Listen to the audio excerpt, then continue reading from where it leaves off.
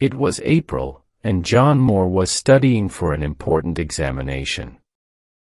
As the date of the exam came nearer, he decided to go somewhere and read by himself. He did not want the amusements of the seaside, or the beauties of the countryside. He decided to find a quiet, ordinary little town, and work there undisturbed. He packed his suitcases with clothes and books.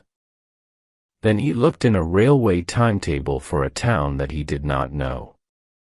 He found one, and bought a ticket to go there. He did not tell anyone where he was going. After all, he did not want to be disturbed. That is how Moore arrived at Benchurch. It was a market town, and once a week it was quite busy for a few hours. The rest of the time, it was a very quiet, sleepy little place. Moore spent his first night at the only hotel in the town. The landlady was very kind and helpful, but the hotel was not really quiet enough for him. The second day, he started looking for a house to rent. There was only one place that he liked. It was more than quiet. It was deserted, and very lonely. It was a big old 17th century house. It had tiny windows like a prison, and a high brick wall all round it. It would be hard to imagine a more unwelcoming place, but it suited Moore perfectly. He went to find the local lawyer who was responsible for the house. Mr. Conford, the lawyer, was very happy to rent the house to him. "I'd be glad to let you have it free," he said, "just to have somebody living in it again after all these years. It's been empty so long that people have spread a lot of foolish stories about it. You'll be able to prove that the stories are wrong." Moore did not think it was necessary to ask the lawyer for more details of the foolish stories. He paid his rent, and Mr. Conford gave him the name of an old servant to look after him. He came away from the lawyer's office with the keys of the house in his pocket. He then went to Mrs. Wood, the landlady of the hotel. "I'm renting a house for a few weeks," he said. "Can you advise me about shopping, please? What do you think I shall need?" "Where are you going to stay, sir?" the landlady asked. Moore told her. She threw up her hands in horror. "Not the judge's house," she said, and she grew pale as she spoke. He asked her to tell him more about the house. "Why is it called the judge's house?" he said. "And why doesn't anyone want to live in it?" "Well, sir," she said. "A long time ago, no, I don't know how long. A judge lived there. He was a hard, cruel judge, sir. A real hanging judge. He showed no mercy to anyone. But as for the house itself, well, I can't say. I've often asked, but nobody could tell me for certain." She found it hard to explain. The general feeling in the town was that there was something strange about the judge's house. "As for me, sir," she said, "I won't stay there alone, not for all the money in the bank." Then she apologized to Moore. "I'm sorry to worry you, sir, really I am. But if you were my son, I wouldn't let you stay there one night on your own. I'd go there myself and pull the big alarm bell that's on the roof." Moore was grateful for her kindness and her anxiety. "How good of you to be so anxious about me, Mrs. Wood," he said. "But there's really no need to worry. I'm studying for an important examination, and I have no time for horrors or mysteries." The landlady kindly promised to do his shopping for him. Moore then went to see the old servant, whom Mr. Conford had recommended to him. Her name was Mrs. Dempster, and she seemed pleasant and eager to please her new master. When he returned with her to the judge's house 2 hours later, he found Mrs. Wood waiting outside it. She had several people with her, men and boys carrying parcels, and another 2 men with a bed. "But there are beds in the house," cried Moore in surprise, "and nobody slept in them for 50 years or more. No, sir, I won't let you risk your life in an old, dumb bed." The landlady was obviously curious to see the inside of the house. At the same time, she was clearly afraid. At the smallest noise, she held nervously to Moore's arm. Together, they explored the whole house. After his exploration, Moore decided to live in the dining room. It was big enough for both working and sleeping. Mrs. Wood and Mrs. Dempster began to arrange everything. Soon the baskets were unpacked. Moore saw that kind Mrs. Wood had brought many good things from her own kitchen. Before she left, she turned to Moore and said, "I do hope you will be all right, sir. But I must say, I couldn't sleep here with all those ghosts." When she left, Mrs. Dempster laughed. "Ghosts?" she said. "Ghosts? There are no ghosts. There are rats and insects and doors that need oiling. There are windows that blow open in the wind. Look at the old oak walls of this room, sir. They are old, hundreds of years old. Don't you think there will be rats and insects behind the wood? You will see plenty of rats here, sir, but you won't see any ghosts. I'm sure of that. Now you go and have a nice walk, sir. And when you come back, I'll have this room all ready for you." She kept her promise. When Moore returned, he found the room clean and neat. A fire was burning in the ancient fireplace. She had lit the lamp and put his supper ready on the table. "Good night, sir," she said. "I have to go now and get my husband's supper. I'll see you in the morning." "This is wonderful," said Moore to himself, as he ate Mrs. Dempster's excellent food. When he had finished his supper, he pushed the dishes to the other end of the table. He put more wood on the fire and began to study. Moore worked without stopping until about 11 o'clock. Then he put some more wood on the fire. He also made a pot of tea. He was enjoying himself very much. The fire was burning brightly. The firelight danced on the old oak walls and threw strange shadows around the room.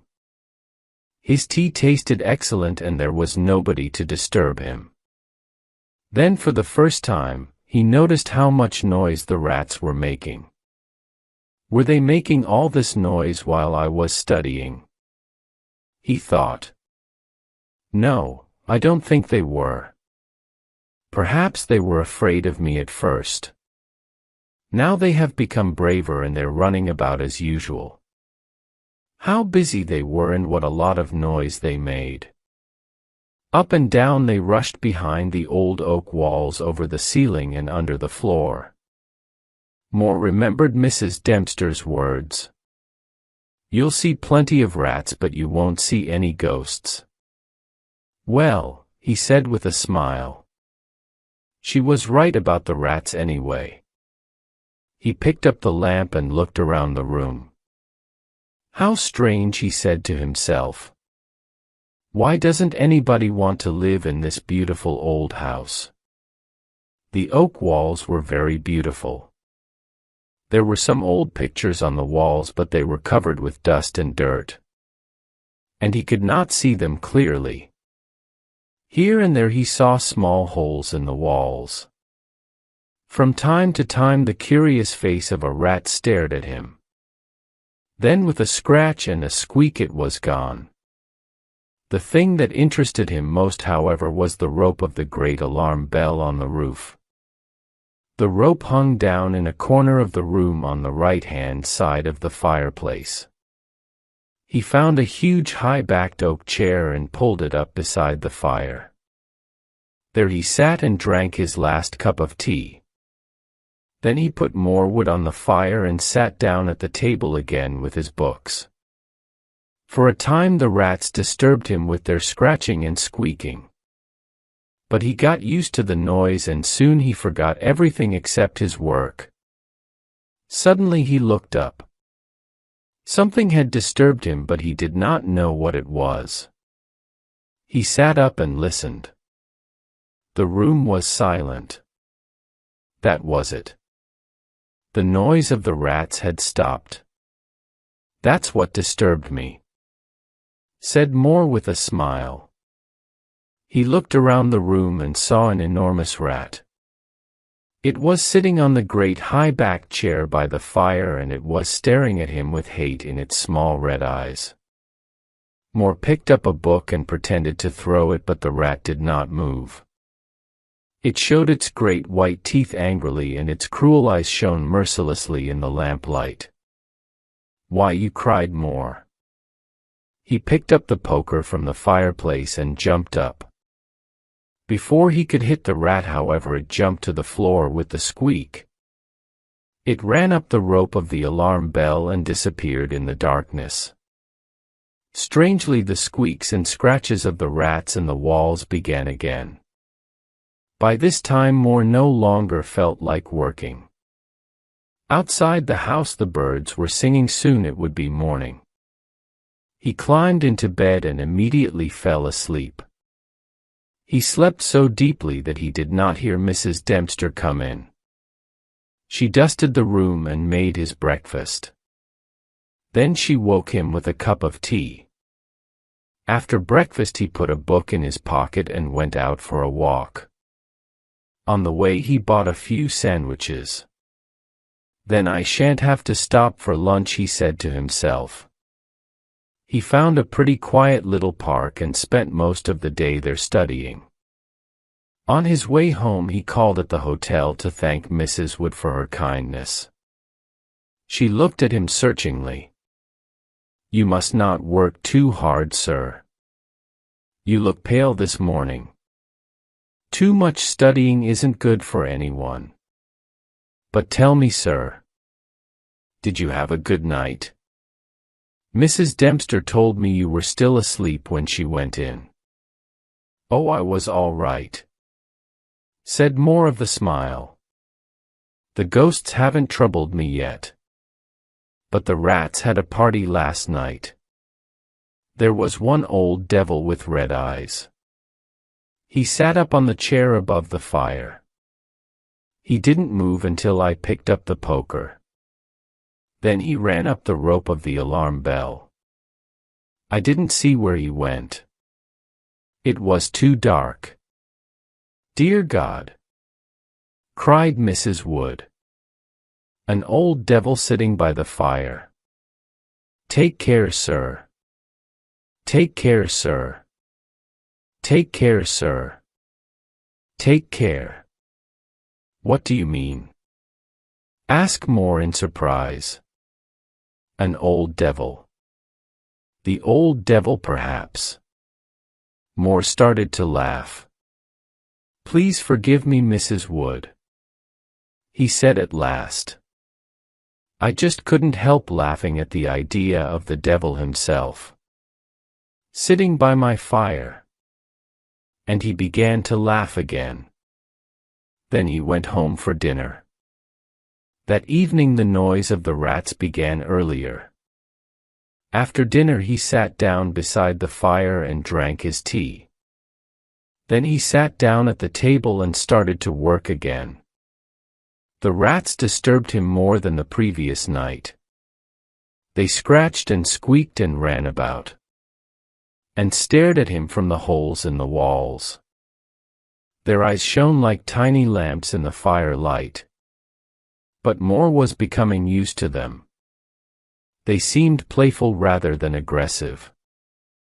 Sometimes the bravest rats ran out onto the floor or across the tops of the pictures. Now and again when they disturbed him, Moore shook his papers at them. They ran to their holes at once. And so the early part of the night passed quite quietly. Moore worked hard for several hours. All at once he was disturbed by a sudden silence. There was not a sound of running or scratching or squeaking. The huge room was as silent as the grave. Moore remembered the previous night. He looked at the chair by the fireside and got a terrible shock. There on the great high-backed oak chair sat the same enormous rat.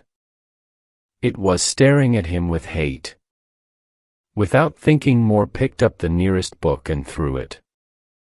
It missed and the rat did not move. So Moore again picked up the poker. Again the rat ran up the rope of the alarm bell. And once more the other rats started their scratching and squeaking. Moore was unable to see where the rat had gone. The light of the lamp did not reach as far as the high ceiling and the fire had burned low. Moore looked at his watch. It was almost midnight. He put more wood on the fire and made a pot of tea. Then he sat down in the great oak chair by the fire and enjoyed his tea. I wonder where that old rat went just now, he thought. I must buy a rat trap in the morning. He lit another lamp. He placed it so that it would shine into the right-hand corner of the wall, by the fireplace. He got several books ready to throw at the creature. Finally he lifted the rope of the alarm bell. He put it on the table and fixed the end of it under the lamp. As he handled the rope, Moore noticed how pliable it was. You could hang a man with it, he thought. Then he stood back and admired his preparations. There, my friend, he said aloud. I think I'll learn your secret this time. He started work again and was soon lost in his studies. But once again he was disturbed by a sudden silence. Then the bell rope moved a little and the lamp on top of the rope moved too. Moore made sure that his books were ready for throwing. Then he looked along the rope. As he looked, the great rat dropped from the rope onto the old oak chair. It sat there staring at him angrily. He picked up a book and aimed it at the rat. The creature jumped cleverly to one side. Moore threw another book but without success. Then as Moore stood with a third book in his hand ready to throw, the rat squeaked and seemed to be afraid. Moore threw the book and it hit the rat's side with a squeak of pain and fear, and a look of real hate. It ran up the back of the chair and made a great jump onto the rope of the alarm bell. It ran up the rope like lightning while the heavy lamp shook with its desperate speed. Moore watched the rat carefully. By the light of the second lamp he saw it disappear through a hole in one of the great pictures on the wall. I shall check my unpleasant little visitor's home in the morning, said Moore to himself as he picked up his books from the floor. The third picture from the fireplace. I shan't forget. He examined the books. He picked up the third book that he had thrown. This is the one that hurt him, he said to himself. Then his face turned pale. Why? It's my mother's old Bible. How strange. He sat down to work again and once more the rats in the walls started their noise. This did not worry him. Compared with a huge rat, these ones seemed almost friendly. But he could not work. At last he closed his books and went to bed. The first red light of morning was shining through the window as he closed his eyes. He slept heavily but uneasily and he had unpleasant dreams. Then Mrs. Dempster woke him as usual with a cup of tea and he felt better. But his first request to her surprised the old servant very much. "Mrs. Dempster, while I'm out today, will you please dust or wash those pictures? Particularly the third one from the fireplace. I want to see what they are." Again Moore spent most of the day studying happily in the park. On his way home he again visited Mrs. Wood at the hotel. She had a visitor with her in her comfortable sitting room. "Sir," said the landlady, "this is Dr. Thornhill." As soon as she had introduced them, the doctor began to ask Moore a great many questions. "I'm sure," said Moore to himself, "that the good doctor did not call here by accident." He turned to Dr. Thornhill. "Doctor, I'll gladly answer all your questions if you'll just answer one of mine." The doctor seemed surprised, but he agreed at once. "Did Mrs. Wood ask you to come here and advise me?" "Ask Moore." The doctor looked surprised. Mrs. Wood's face turned very red and she looked away. But the doctor was an honest, friendly man and he answered quickly. "She did. But she didn't want you to know. She's worried about you. She doesn't like you staying there all alone. And she thinks you studied too hard and drink too much strong tea. She asked me to give you some good advice. I was once a student too, you know. So I know what I'm talking about." Moore smiled and held out his hand to Dr. Thornhill. "I must thank you for your kindness, and you too, Mrs. Wood. I promise to take no more strong tea and I'll be in bed by 1 o'clock there." "Well, that days you both." "Very much," said Dr. Thornhill. "Now, tell us all about that old house." Moore told them all about the events of the previous nights. When he told them how he had thrown the Bible, Mrs. Wood gave a little scream. When Moore had finished his story, Dr. Thornhill looked very serious. "The rat always ran up the rope of the alarm bell?" he asked. "Always. I suppose you know." Said the doctor what the rope is. "No, I don't," said Moore. "It is the hangman's rope," said the doctor. "After the judge condemned someone to death, the unfortunate man was hanged with that rope." Mrs. Wood gave another scream. Mrs. Wood gave another scream. The doctor went to fetch her a glass of water. When he returned, he looked hard at Moore. "Listen, young man," he said, "if anything happens to you tonight, don't hesitate to ring the alarm bell. I shall be working quite late tonight too, and I'll keep my ears open. Now don't forget." Moore laughed. "I'm sure I shall need to do that," he said, and went home for his dinner. "I don't like that young man's story," said Dr. Thornhill after Moore had left. "Perhaps he imagined most of it. All the same, I'll listen tonight for the alarm bell. Perhaps we'll reach him in time to help him." When Moore arrived home, Mrs. Dempster had already left, but his supper was ready for him. The lamp was burning brightly, and there was a good fire in the fireplace. It was a cold, windy evening, but the room was warm and inviting. For a few minutes after he came in, the rats were quite warm. But as before, they soon became used to his presence in the room. Soon they started their noise again. He was glad to hear them. He remembered how silent they had been when the great rat appeared. Moore soon forgot the squeaking and scratching. He sat down to his dinner with a light heart. After dinner he opened his books, determined to get some work done, For an hour or two he worked very well. Then his concentration weakened and he looked up.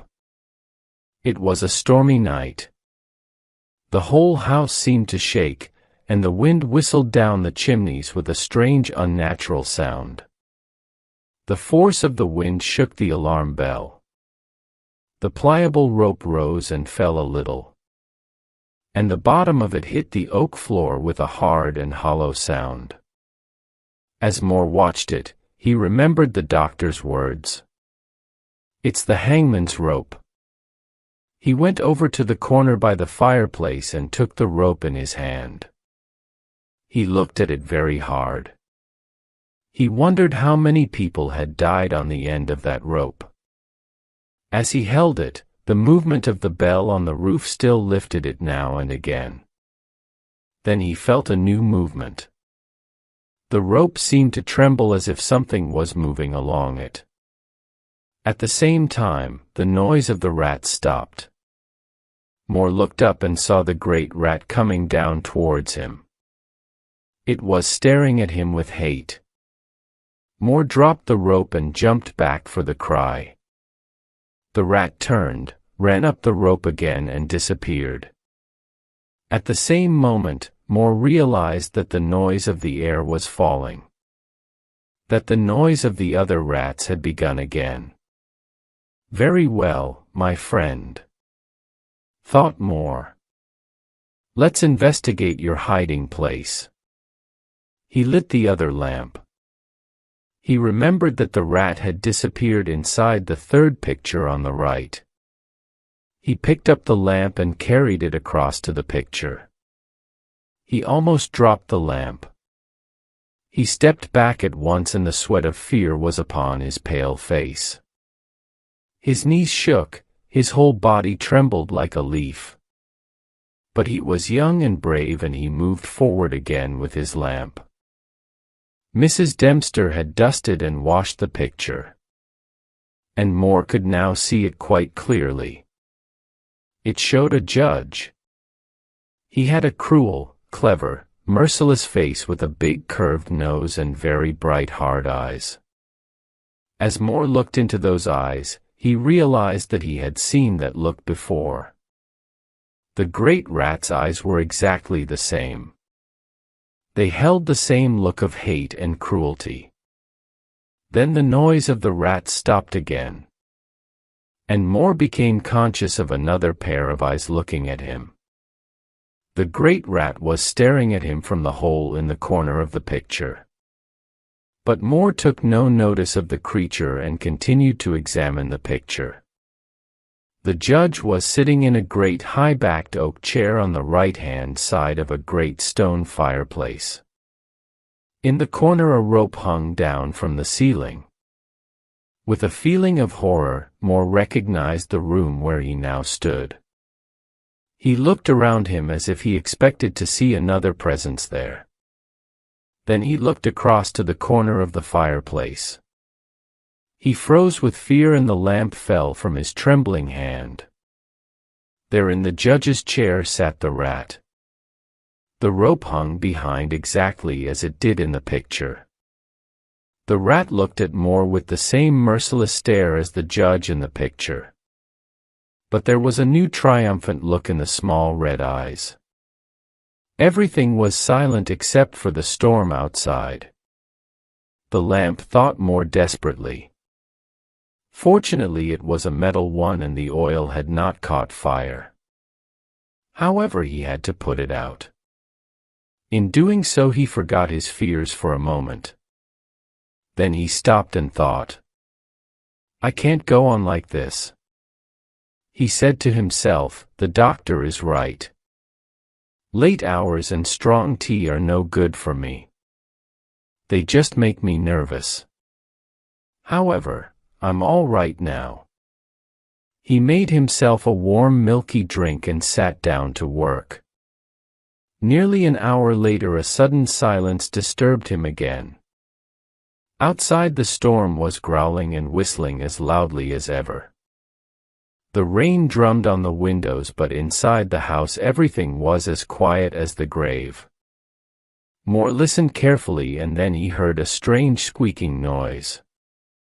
It came from the corner of the room where the rope hung down. At first he thought the rope itself was making the sound. But then he looked up and saw the great rat. It was chewing the rope with its ugly yellow teeth.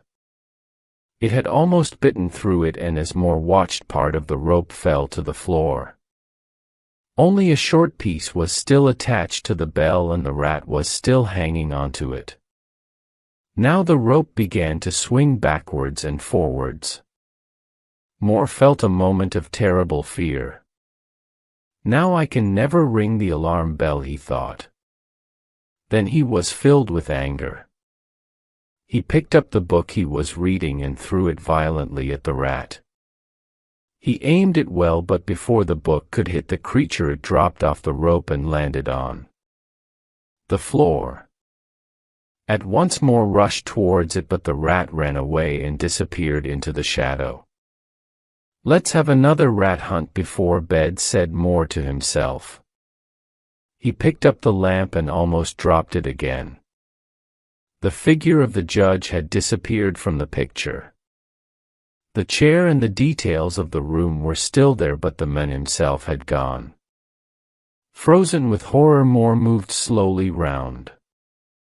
He began to shake and tremble. His strength left him, and he was unable to move a muscle.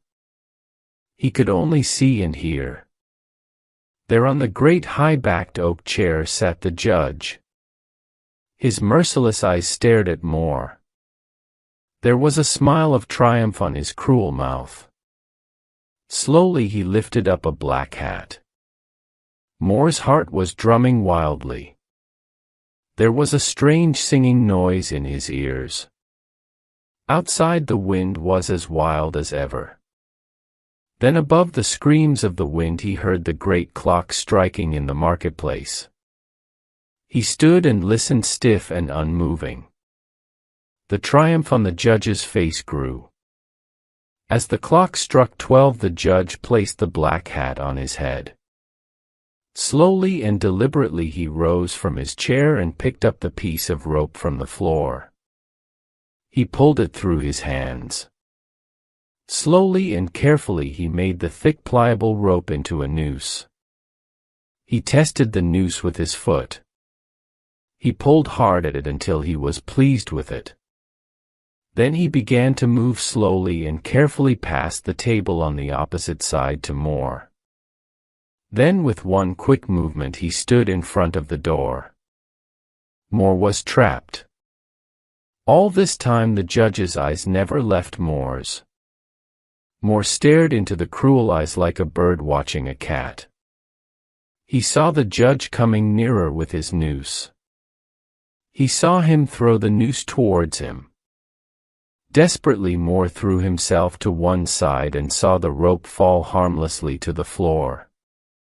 Again the judge raised the noose and tried to catch Moore. Again and again he tried. And all the time he stared mercilessly at the student. "He's just playing with me," thought Moore. "By the cat playing with a bird.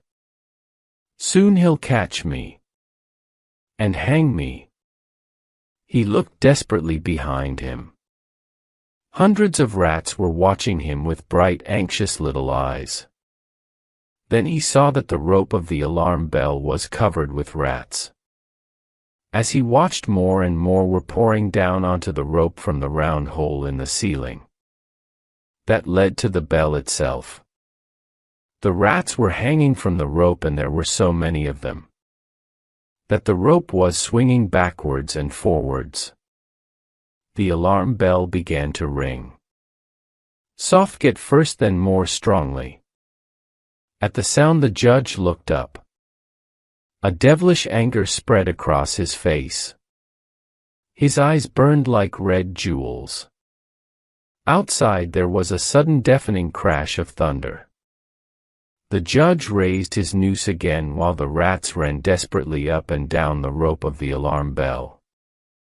This time, instead of throwing the rope, the judge moved nearer to Moore and held the noose open.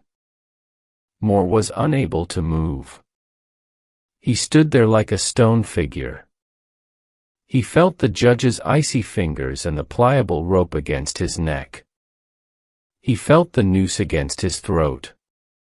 Then the judge picked up the stiff body of the student in his arms. He carried him over to the great oak chair and stood him on it. Then, stepping up beside him, the judge put up his hand and caught the rope of the alarm bell. At his touch, the rats ran away squeaking with fear. They disappeared through the hole in the ceiling. Then the judge took the end of the noose which was around Moore's neck. He tied it to the hanging bell rope. Then he climbed down and pulled away the chair. When the alarm bell of the judge's house began to ring, a crowd soon gathered. People came running with lanterns and torches, and soon hundreds of people were hurrying to the house. They knocked loudly at the door, but there was no reply. Then they broke down the door and poured into the great dining room. The doctor was the first to reach Moore, but too late. There at the end of the bell rope hung the body of the student. The judge stared out once more from his picture. But on his face there was a smile of triumph.